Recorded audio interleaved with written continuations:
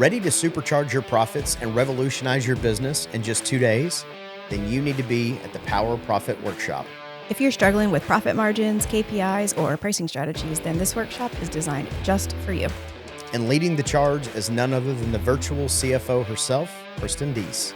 She brings the strategies, tools, and hands-on guidance to help you master KPI tracking, benchmark setting, and team accountability. But this isn't just another sit and listen event. We're rolling up our sleeves and getting real work done so that you leave with actual tools and strategies that you can implement immediately. Plus, I'm bringing in other industry experts to help you crush your goals.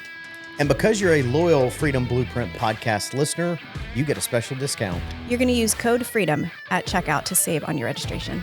Seats are limited, so don't wait. Go to powerprofitworkshop.com and grab your seat today. Let's make more money faster. See you at the Power Profit Workshop. That's powerprofitworkshop.com to get registered.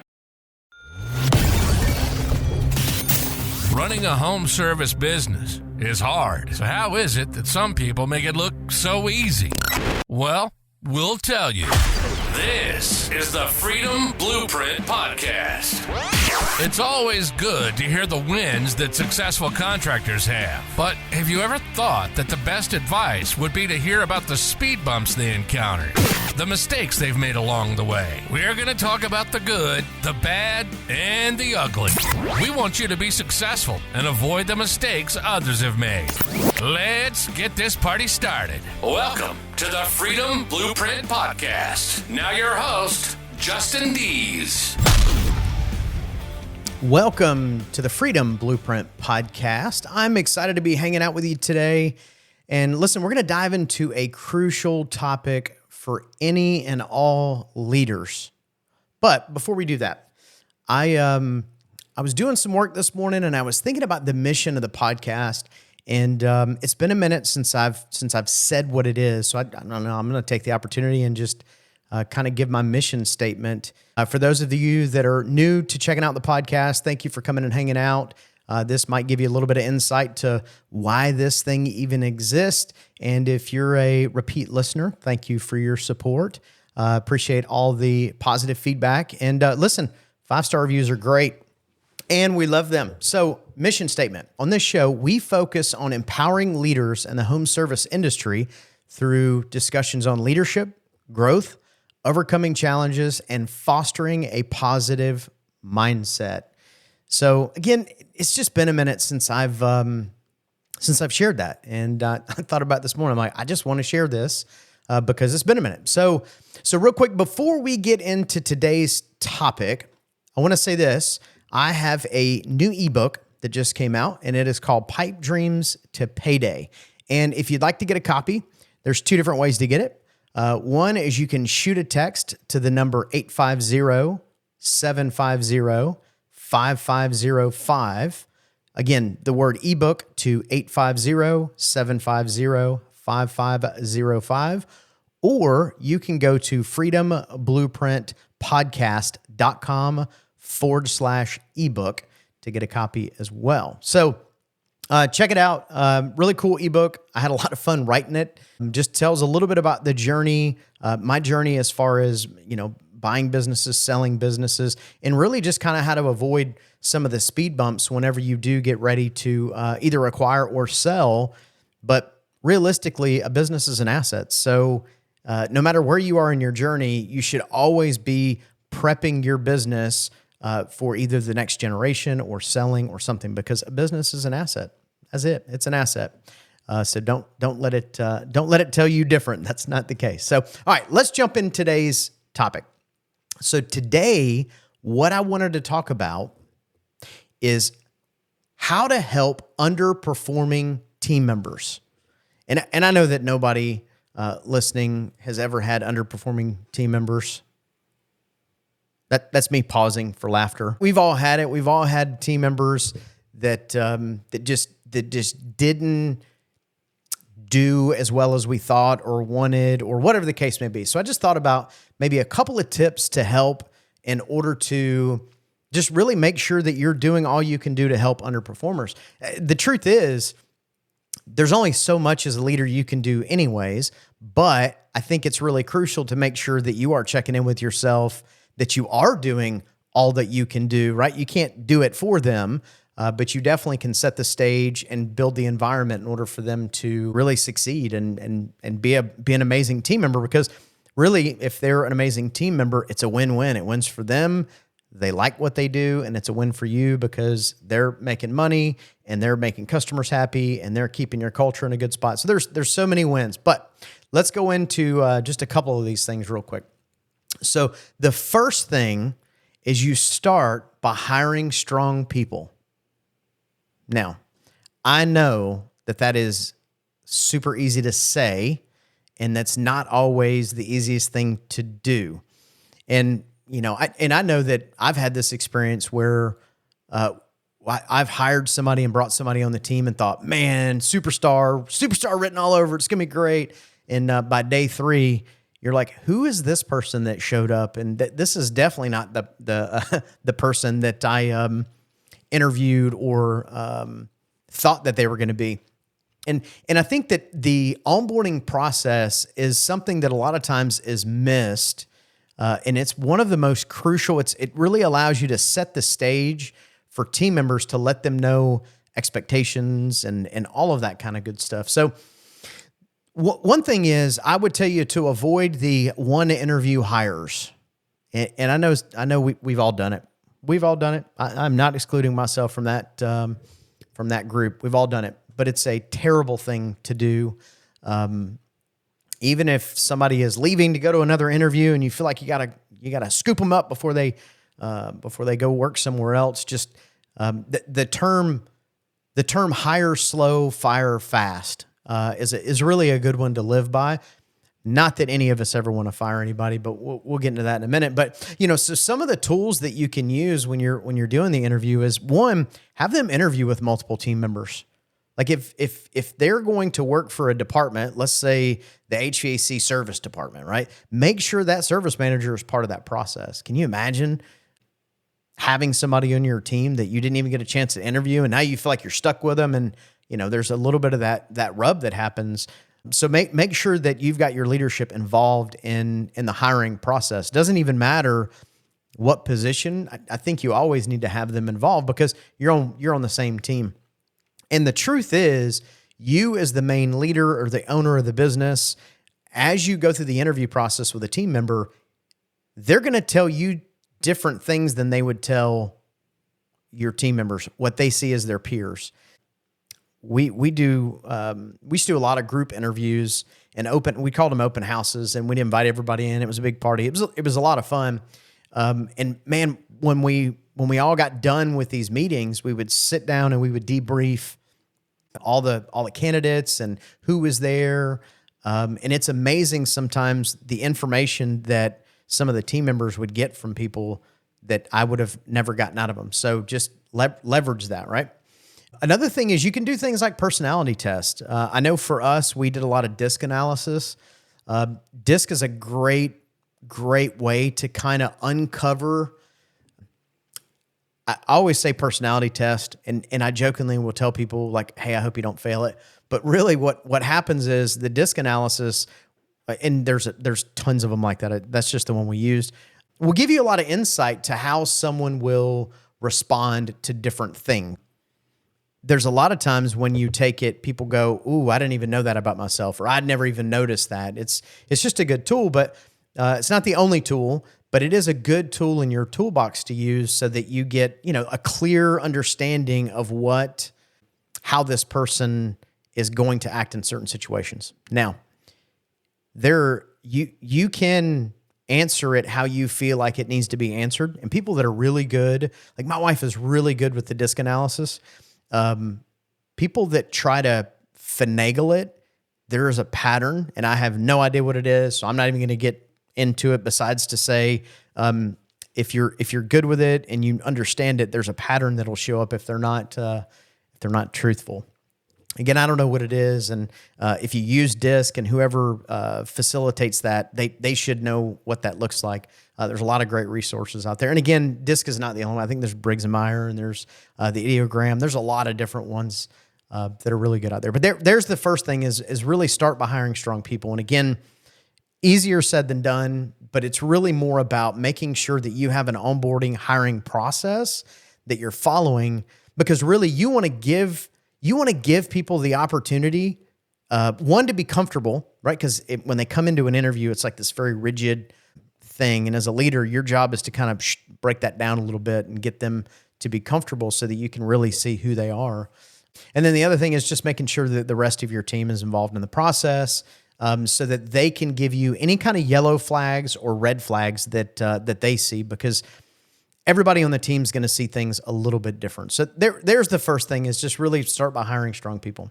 The next thing is, once you have people on the team, you want to make sure that there is clear goals and objectives. I know that we all, again, none of this is going to be new information. This is all things that we all know. Doing and knowing two different things, but we've got to have clear goals for everybody on the team. Each person that works on your team, when Friday comes and they're hitting the door, they should know without a shadow of a doubt if they kicked butt or they didn't kick butt that week. And it needs to be that clear. Like you've got to make sure that you have a clear set of standards or KPIs or goals or whatever you want to call them, that team member or every team member knows if they won or not. Like, just think about it.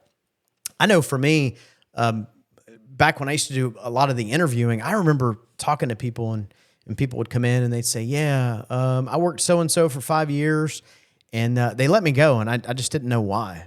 And I always thought, like, how terrible. This person dedicated 5 years and no one even so much as gave them a heads up on what was going on, or because obviously they're struggling. Nobody's ever taken a team member and been like, man, this person is such a superstar, I've got to get them off my team immediately. Just doesn't happen, right? So making sure that you have clear objectives and goals for every single one of your team members. Another thing that kind of goes with that too is making sure that they have what they need to win. Do they have the tools? Do they have the training? Do they have whatever it is they need in order to hit these goals and objectives? Another thing is going to be celebrate the wins. Celebrate the wins. I can remember early on in my career hearing someone say, praise in public, correct in private. And it was like a ton of bricks when I heard that. I was like, wow. Well, that makes a lot of sense, because I don't want to yell at somebody and embarrass them, but man, praising in public. Anyways, for me, it was like it was one of those things that was a pretty cool aha moment to hear that for the first time. You know, I was young. That's not been a part of anything in leadership I had ever heard. I grew up playing sports, so there was no correct in private. It was, you got corrected in front of however many people were at the game, however packed the stands were, that's how many people you got corrected in front of. And as much as sports and business play a really cool alignment with each other, and there's a lot of parallels to it, that part of the leadership is really not one of them. But again, make sure that you're celebrating wins. Don't be the kind of leader that the only time your team hears from you is when there's a problem. God, can you imagine that? Like, if the only time someone ever said anything to you, it was negative. And I think of the movie Office Space. Depending on what age you are, you may not heard of that before. Office Space was not the TV show, but the movie that came out was such a good movie. And the guy his boss would always come to him and be like, you got to do your TPS reports, and the TPS report's not right. And you just don't want to be that. Don't be that company that the only time they hear from leadership is when there's a problem. That's a crappy way. It's just a crappy way to do business, and nobody wants to work for that team. Next on the list here is going to be making sure that you're checking in on a regular basis. Kind of what I went back to earlier about the don't only communicate with people when there's a problem. You've got to set up, we call them one-to-ones. I think a lot of people in the business world, call them one-to-ones. It doesn't really matter what you call them, but you've got to do regular check-ins. And what I mean by that is not you walk in the office and you see somebody and you're like, yo, what's up, man? You good? Weekend good? Family good? All right, great. right? That's not checking in, right? So creating an environment where you're actually sitting down with a team member and giving them the space that, quite frankly, they deserve, and sitting down and asking them what's going on. It's a really good way if you have somebody who is an underperforming team member and you're sitting down with them on a regular basis, whatever the issue is that's at hand, whatever the issue is, there's going to be two things, right? It's going to be ability, or it's going to come down to willingness for the most part.